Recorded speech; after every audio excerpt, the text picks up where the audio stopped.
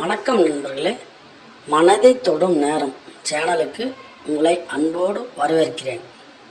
வறுமை என்பது மனிதனை எந்த எல்லைக்கு வேண்டுமானாலும் கூட்டிச் செல்லும்.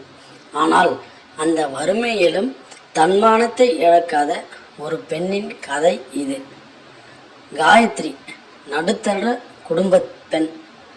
அவளது கணவர் ரமேஷ் ஒரு விபத்தில் சிக்கி படுக்கையாக கிடக்க குடும்பத்தை காப்பாற்ற வேண்டிய முழு பொறுப்பும் காயத்ரியின் மேல் விழுந்தது. கையில் 1 வயதில் ஒரு பெண் குழந்தை, மருந்துக்கு கூட பணமில்லாத நிலை. வாடகை கொடுக்காததால் வீட்டின் உரிமையாளர் வீட்டை காலி செய்ய சொல்லி மிரட்டி கொண்டிருந்தார். அந்த சூழலில்தான் அவளுக்கு அந்த பெரிய பங்களாவில் வேலை கிடைத்தது. அந்த ஊரிலேயே மிகப்பெரிய தொழிலதிபர் தான் விஸ்வநாதன். சொத்து சுகத்திற்கு குறைவில்லை. ஆனால் அந்த பிரம்மாண்டமான பங்களாவில் அவர் தனிமையாகத்தான் வாழ்ந்து வந்தார். அவரது மனைவி அவரை விட்டு பிரிந்து வெளிநாட்டில் வாழ்ந்து வந்ததாக கூறப்பட்டது. காயத்ரிக்கு அங்கு சமையல் மற்றும் வீட்டை பராமரிக்கும் வேலை. மாத சம்பளம் ரூபாய் 40,000 என்று பேசப்பட்டது. வறுமையின் பிடியில் இருந்த காயத்ரி அந்த பணம் ஒரு மிகப்பெரிய வரப்பிரசாதமாக தெரிந்தது. மர்மம் நிறைந்த பங்களா நாட்கள் நகர்ந்தன. காயத்ரி மிக நேர்மையாக வேலை செய்து வந்தாள். விஸ்வநாதன் வெளியில் பார்க்க கம்பீரமாகவும் கண்டிப்பானவராகவும் தெரிந்தவர். ஆனால் அவரிடம் ஏதோ ஒரு விசித்திர குணம் இருப்பதை காயத்ரி கவனித்தாள். அவர் யாரிடமும் அதிகம் பேச மாட்டார். எப்போதும் ஏதோ ஒரு சிந்தனையிலேயே இருப்பார். ஆனால் ஒரு விஷயத்தில் அவர் மிகவும் பிடிவாதமாக இருந்தார்.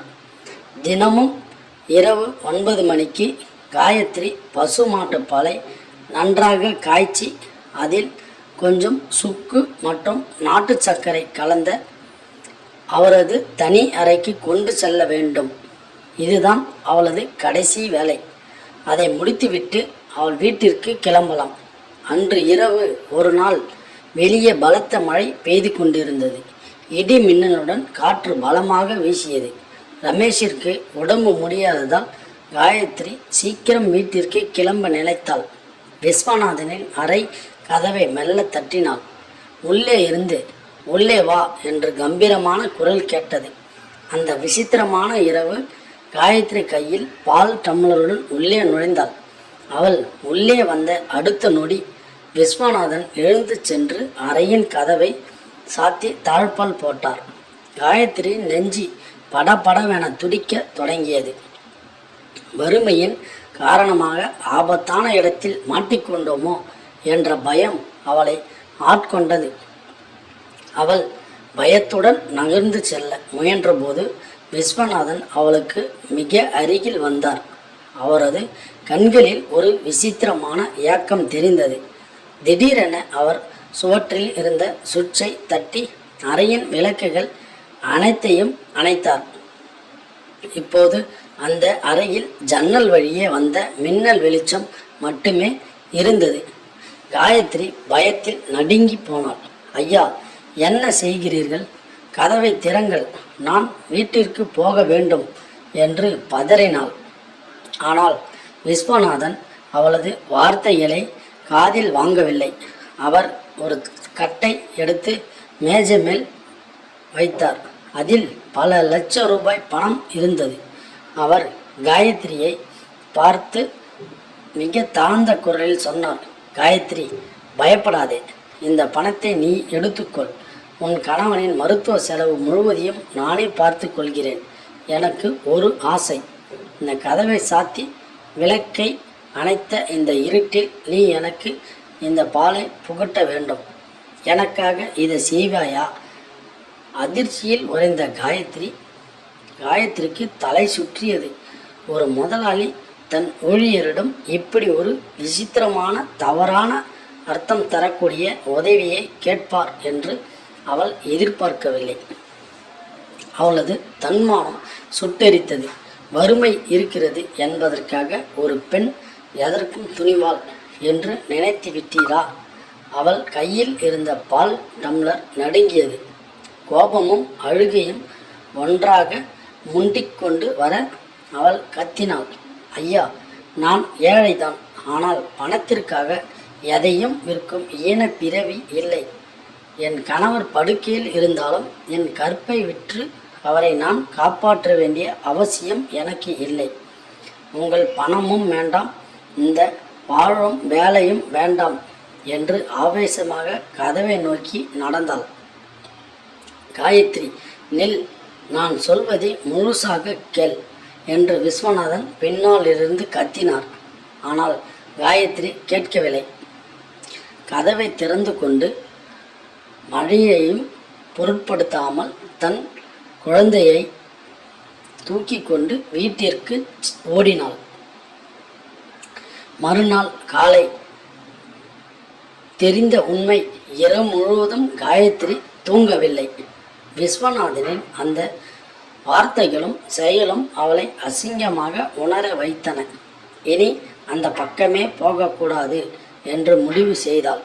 ஆனால் மறுநாள் காலை அந்த பங்களாவின் வயதான மேலாளர் ராமநாதன் காயத்ரியின் வீட்டு வாசலில் வந்து நின்றார். அவரை பார்த்ததும் காயத்ரி கோபமாக, ஐயா, அவரிடம் சொல்லுங்கள், நான் இனி வேலைக்கு வரமாட்டேன் என்றாள். ராமநாதன் கண் கலங்கி அவள் அருகே வந்தார். காயத்ரி அம்மா, நீ தப்பா புரிந்து கொண்டாய். நேற்று இரவு நடந்ததற்கு நான் உன்னிடம் மன்னிப்பு கேட்டுக்கொள்கிறேன். ஆனால் நம்ம முதலாளியின் நிலையை நீ அறிய மாட்டாய். அவர் ஒரு மனநோயாளி அல்ல, ஒரு துர்திஷ்டசாலி என்றார். காயத்ரி புரியாமல் பார்த்தாள். ராமநாதன் தொடர்ந்து முதலாளிக்கு 5 வயது இருக்கும்போது ஒரு புயல் இரவில் வந்தது போல் பலத்த மழை பெய்தது. அப்போது மின்தடை ஏற்பட்டு வீடு முழுவதும் இருட்டாக இருந்தது. அவரது தாய் விஸ்வநாதனுக்கு பால் கொடுப்பதற்காக விளக்கை அணைத்துவிட்டு இருட்டில் வந்தபோது எதிர்பாராத விதமாக மாடியிலிருந்து கால் தவறி விழுந்து இறந்து போனார். அந்த தழும்பும் பயமும் முதலாளியின் மனதில் ஆழமாக பதிந்து விட்டது.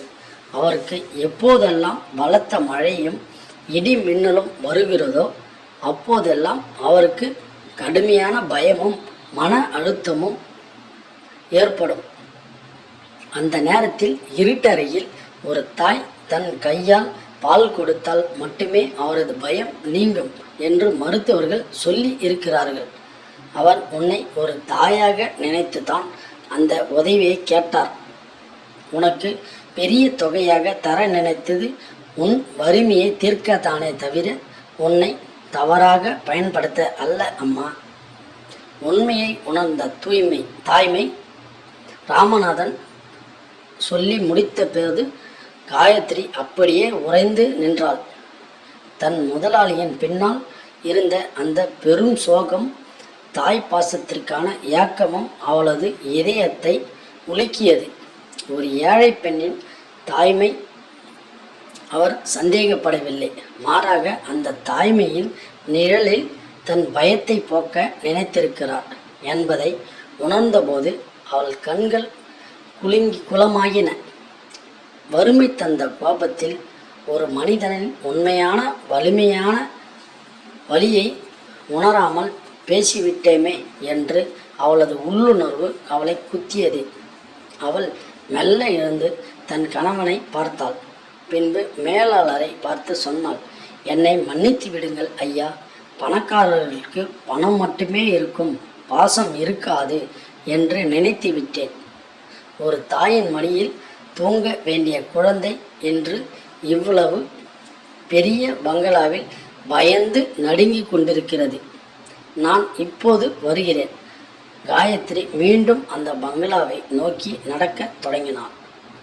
இந்த முறை அவள் போனது ஒரு வேலைக்காரியாக அல்ல, ஒரு தாயாக. நண்பர்களே, இந்த கதை உங்களுக்கு பிடித்திருந்தால் லைக் பண்ணுங்கள், ஷேர் பண்ணுங்கள். அடுத்த பகுதியில் அமுதாவின் வாழ்க்கையில் ராஜசேகர் என்ன செய்ய போகிறார் என்பதை பார்ப்போம். நன்றி, வணக்கம். மீண்டும் இதுபோன்ற ஒரு வீடியோவில் நாம் சந்திப்போம்.